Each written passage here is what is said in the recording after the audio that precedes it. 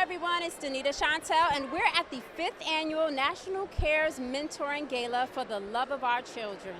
National Cares Mentoring is a pioneering community movement dedicated to alleviating intergenerational poverty among African Americans.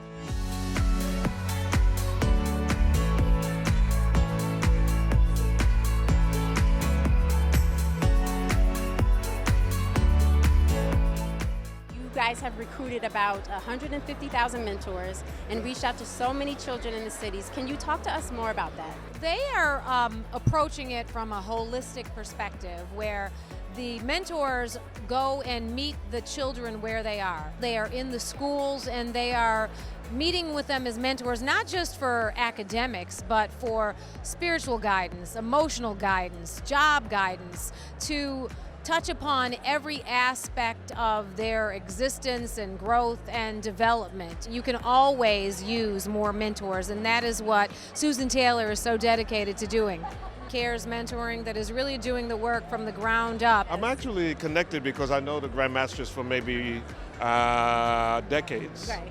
Yes, and she's also been an inspiration to me and also a guide and all of us who were coming up in the 80s and the 90s as young artists. So I know that she's always been on the mission to cultivate new talent, cultivate the youth, and clearly that's a part of my charge as well. I've known Susan for more than a generation. She's always been gracious, she's accomplished, she's always doing good things.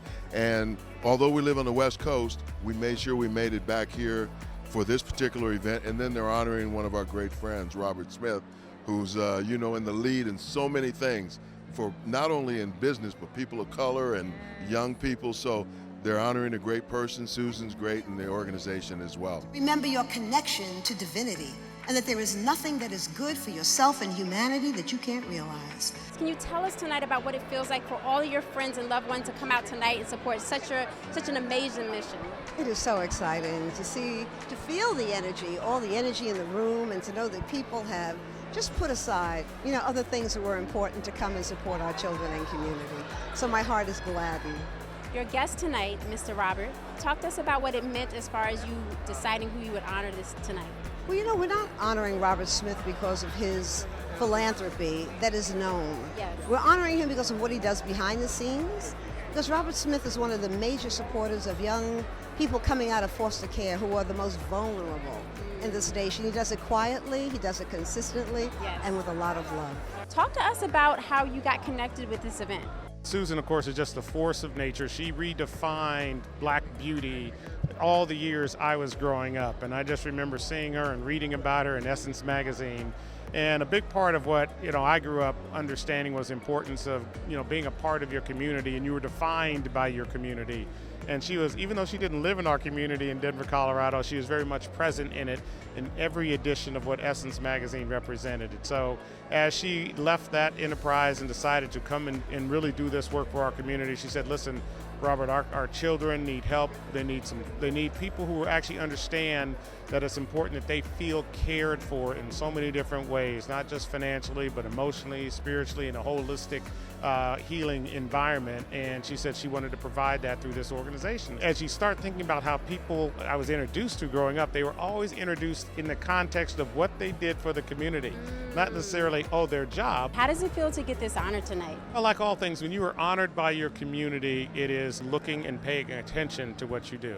So like all things, pay attention to what you do, be deliberate about it, be intentional about it, and frankly, try to touch as many lives as you can for the brief period of time we're on this earth. You're back here hosting again tonight. Talk to us about the importance of you being here again for another year for Miss Susan and also the children. Well, the children are extremely important. Susan Taylor has dedicated her life to making sure that these young people are elevated, they're edified, they're educated, they're inspired.